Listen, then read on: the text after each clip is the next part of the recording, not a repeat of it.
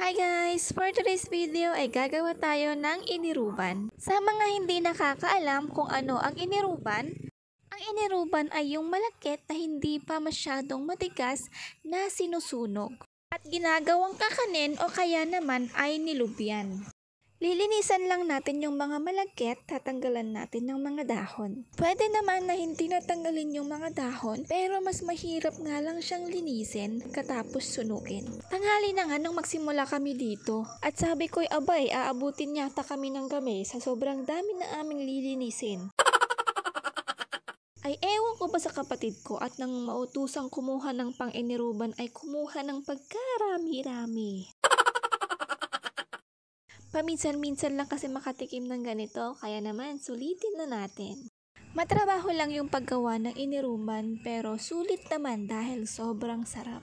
Pagkatapos linisan ay susunugin na natin yung mga malagkit o kaya naman ay lulutuin natin sa malakas na apoy hanggang sa malaglag yung mga butil. Sobrang init nga lang nitong gawin pero habang nasusunog yung mga malagkit abay sobrang bango. Kaya hindi namin iniinda yung init dahil busog na busog naman kami sa amoy. Habang ginagawa nga namin ito ay nagkukwento naman yung lola namin. Nung kabataan nga daw nila kapag may nagiiruban ay talaga namang dinadayo. Sa sobrang bango naman kasi nito, panigurado amoy na amoy hanggang kabilang barangay. Yung video na to pala ay nung last year pa.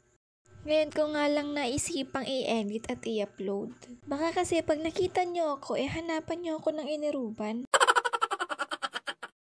Sa sobrang dami ng iniruban namin, ayan nga at inabutan na kami ng gabi. Para nga kaming nagka-camping at nag-iihaw ng maraming marshmallow. Nung matapos na kami ay hinayaan lang namin sa may planggana para lumamig. At kinaumagahan nga ay kailangan na natin siyang linisin. Tatanggalin lang natin yung mga uling at didikdikin para mahiwalay yung mga balat. At pagkatapos niyan ay tataupan niyan ni Inang para lumipad yung mga balat at yung mga uling. Ilalagay lang sa mahiwagang bilao ni Inang. Yan, o ganyan yung magtaep. At yan, ito na ang ating iniruban. Ang gagawin pala namin dito ay nilubyan. Lalagyan lang namin ng ginadgad na nyug at asukal at saka titiktikin hanggang sa mahalo ng mabuti. Minsan naman kapag tinatamad ay nilalagyan na lang namin ng mainit na tubig at tinitimplahan ng asukal. Kahit anong gawin nga dito ay masarap, lalo na kapag may kape. At dito na nga nagtatapos ang ating video. Salamat sa inyong panonood. Bye-bye!